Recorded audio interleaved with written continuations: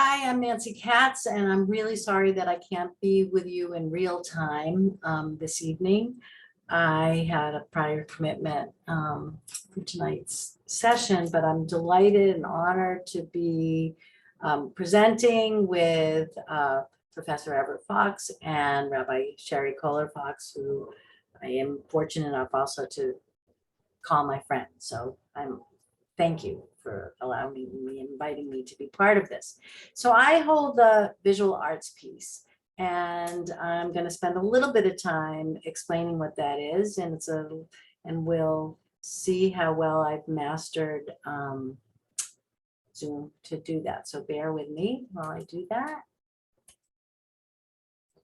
Okay, share, and here we go. Okay, so, oops, you don't need that. So the Bible does indeed have many voices, and my job is to show you how to add our own voice with art making. Okay, we know that Midrash is interpretation of commentary about Tanakh. And we are exploring the notion of handmade Midrash, which was developed probably 3 or 4 decades ago by Jo Milgrom, who's now in her 90s and who lives in Yerushalayim, and who I was honored to learn with in the holy city of Berkeley, California, where both Jo and I were living a few decades ago. And as is stated here, I actually share this. What you see on the left is the book cover, the cover of the book, this wonderful book that Jo published that gives great detail and history and wonderful images of her theory of visual theology, and it's, as it says here, it's a guide for teachers, rabbis, and lay leaders. And Jo developed this work with the idea of doing it over a 3-hour period. I have over the years adapted this work to utilize it in short sessions, long sessions as part of something bigger unto itself. And but I'm going to give you an overview of what the work is about. So the basic recipe for handmade midrash is text study. It is a use of slides of artwork that has been that others have done over the years, usually pieces from art history. And then the hands-on art making. So the creation of handmade midrash is always linked to the study of a sacred text. The creative process moves the participant from the text to personal experience of some aspect of its essence, pulls it out. The participant then returns to the text with a new and deeper knowledge of both text and self. You can't walk away from this experience without having grown in some way. So a workshop, therefore, should be experienced in its entirety. As with a mystery film, I love this. It is unthinkable to arrive late and ridiculous to leave early. So here I have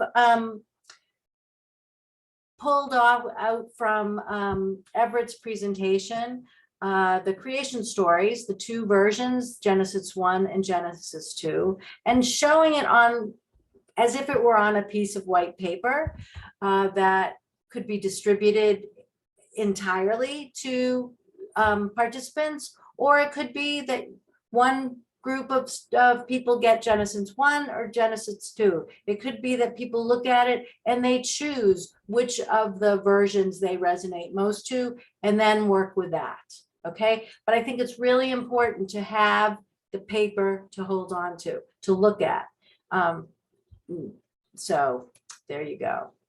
So as I mentioned, sometimes showing slides of other work that's based on the text is important. Here's Michelangelo's creation of Adam. from the Sistine Chapel, a familiar piece. Now, to be honest, I live with an art historian. I'm married to a man who studied art history, and I asked him for other images, and he couldn't find anything or think of anything right off the top of his head. We did a little Google search and didn't come up with much. There were some Christian stained glass windows that talk about this part of the text. We chose not to pull those out, but then I was fortunate to find that my teacher, my hero, Marc Chagall, had done this piece. I'd never seen this. This is a sketch called The Creation of Man. I assume that it was for a larger piece, possibly a tapestry, or maybe even a window, I don't know. So there you go.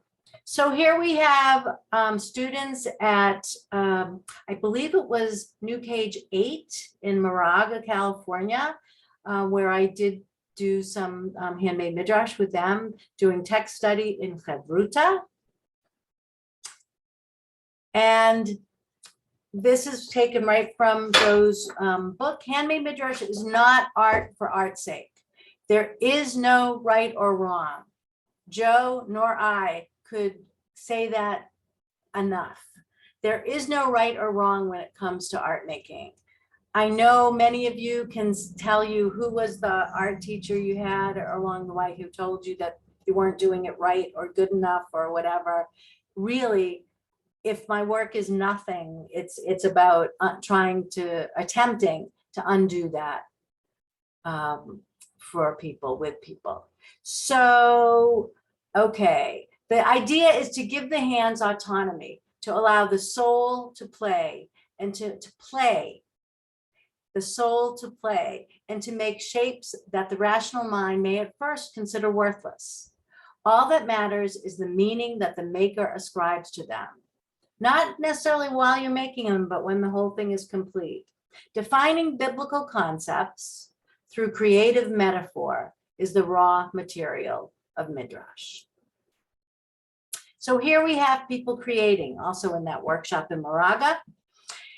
And while I know that Lisa Rauschweiger, who's the artist on the left, earns a living, or some of her living, doing art making, she's in no better or worse position than any other member of the class who's playing with these materials. In fact, sometimes those of us who make art for a living and are used to clients and are into exact, and actually I know that Lisa's work is very exacting. This isn't about that. This is playing with materials to go inside and create and get what's inside out.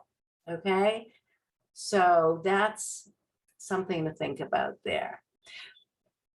Jo suggests that when possible and age appropriate, I'm not sure she even pulls this out, but it strikes me that people write about, after they've created, done their work, that they write about it to either the subject itself, what the product is, the image is, and or what the process of doing the work was about. That it helps synthesize the material internally.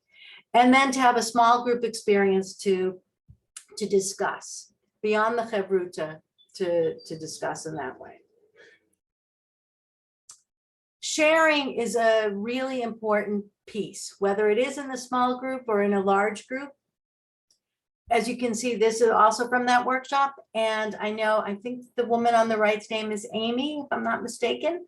And she incorporated the piece of paper that was with the text on it, or a part of that, onto her piece, the one on the right. And she has a two-dimensional piece. The person on the left went three-dimensional. And as you can see here too, the work extends beyond the paper. Okay, there's a lot of freedom and a lot of flexibility. Okay, so, and it's important as a completion for people to reflect on the most important thing that happened in the workshop. And it's always exciting when, actually this is Jo again saying, one of the most exciting aspects is that participants unknowingly come up with concepts or images to be found in classical midrashim or in the history of art, as well as elements common to other religious traditions. And that is a fascinating thing, to see ourselves in a bigger context, to raise our voices and put it into the soup with others. So supplies are as basic as they come: construction paper and glue sticks. And I am going to stop sharing for a minute here and come a little closer to you. And I'm going to share with you that right now I have in front of me, I don't know, a dozen different pieces of paper. When I do the workshops, knowing that some people are incredibly overwhelmed by options, I try to help them out by saying you can start with 3 sheets, 4 sheets of paper. Now, some people hear me say you must use 3 or 4. That's not the case. It's just, it's a checks and balance here of just really encouraging people to not be overwhelmed. And sometimes there's a scrap of paper. So actually I'm gonna do something really radical, and I'm going to tear the paper. And it's that simple of tearing, and you manipulate something out of it. And maybe as I'm doing it, and I've got it in the back of my mind or in my innards from having done text study, something occurs to me, or I have in the back of my mind, something's happening and it's growing and whatnot. This could end up being a flame. It could be a hand. It could be any number of things. And then it's very simply glued with a wonderful glue stick, inexpensive glue stick, onto the paper. It's that simple. I'll share with you that when I did this talk at this class or workshop that included Handmade Midrash with graduate students from the Graduate Theological Union in Berkeley, there was a woman in the class who was absolutely freaked out at the idea of not using scissors. I tried to work her through it and then really encourage her, and she just couldn't do it. So I bended the rules or the directive and allowed her to use scissors.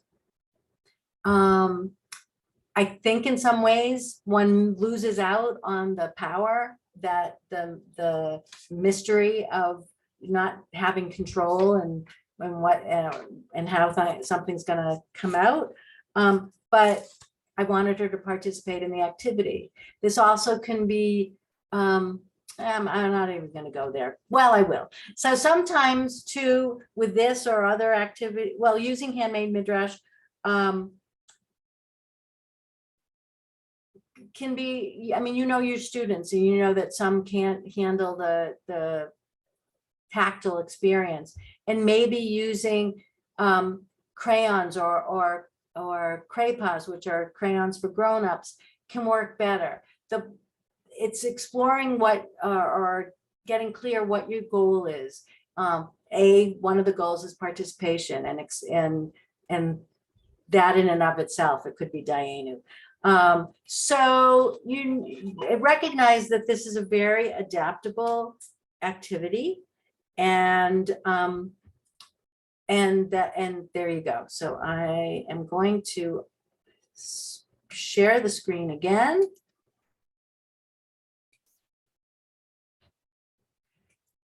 Here we go.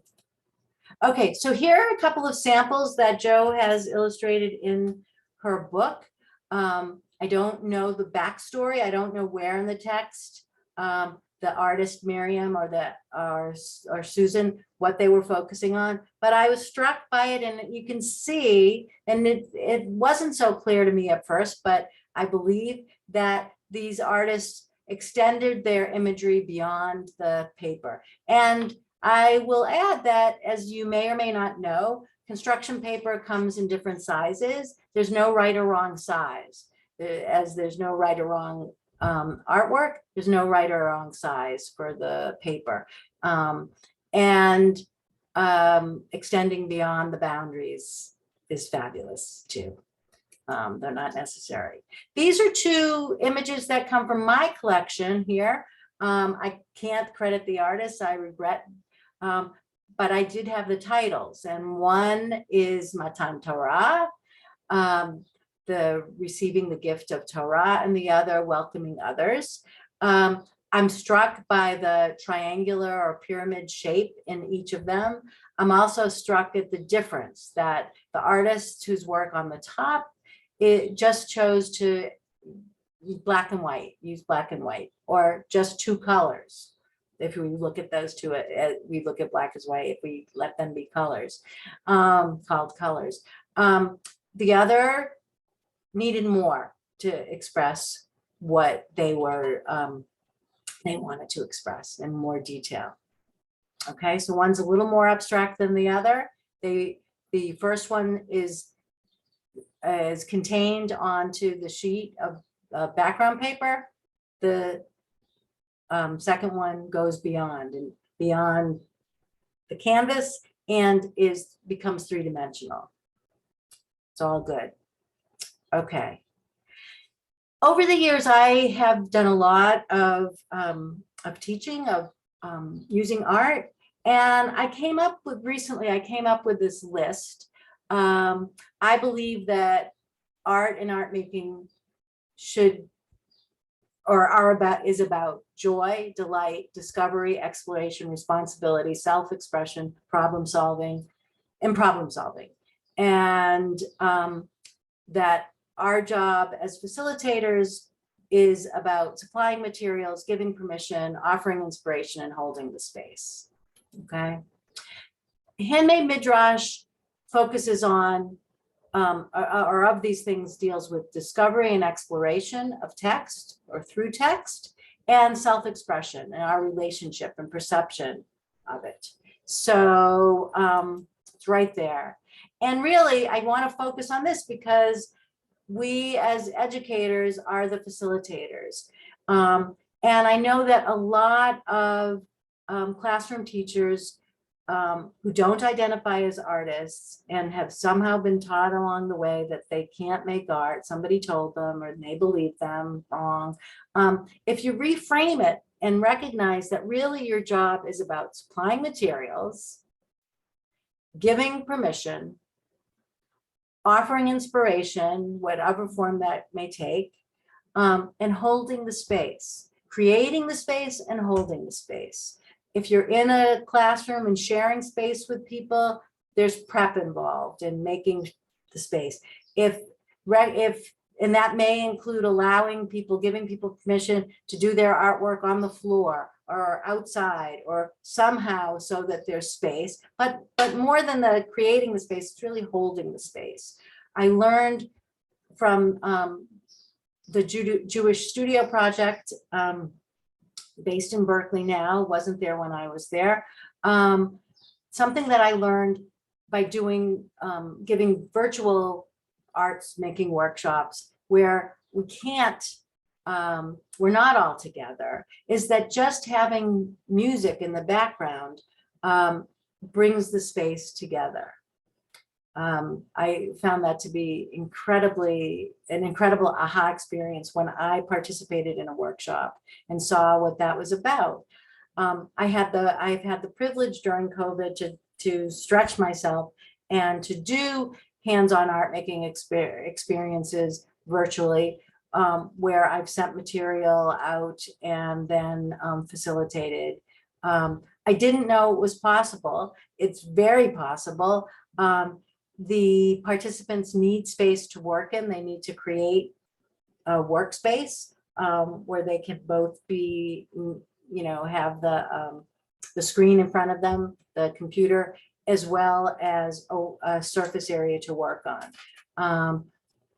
And then the facilitator just needs to allow it to happen, or supply materials. I have sent, and I'm sure many of you have been involved in sending out materials in advance.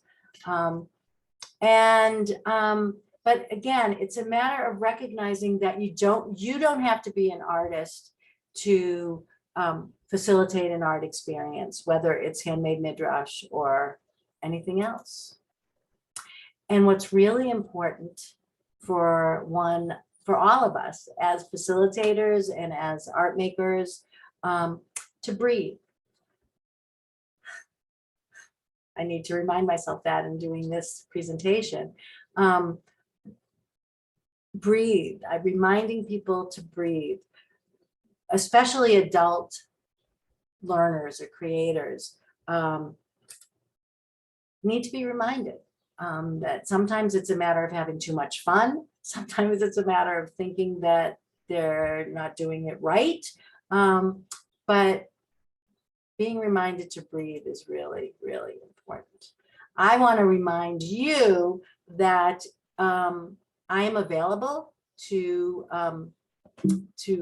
help you. Whoops, let's see. I meant to escape. Oh, I guess I can't get out of this. Can I get out? I'm going to stop sharing. Oh no. Am I here? Oh, I'm still here. Okay, good. Sorry. So I'm available to help you with any art making experience, but specifically this, and just really recognize that this is a very adaptable art form, and I encourage you to do that. So again, thank you to Cherie and Everett for inviting me to be part of this, and thank you to New Cage and to Cage for giving me the opportunity to learn and to grow and to be with all of you. Blessings.